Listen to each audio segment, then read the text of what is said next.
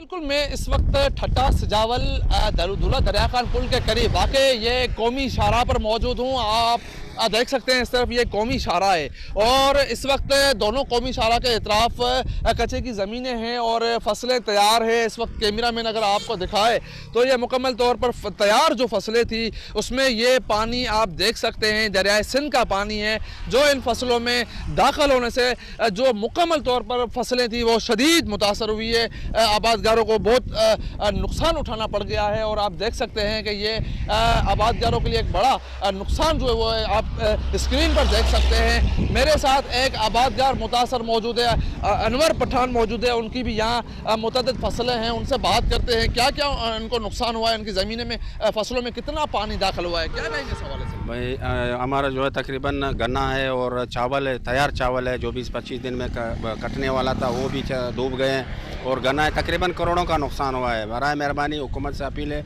कि हमारी मदद की जाए और हमारे जो घर है वो भी हम बाहर शिफ्ट कर लिए हमने और काफ़ी पानी बढ़ रहा है, काफ़ी नुकसान हमारे हुए हैं।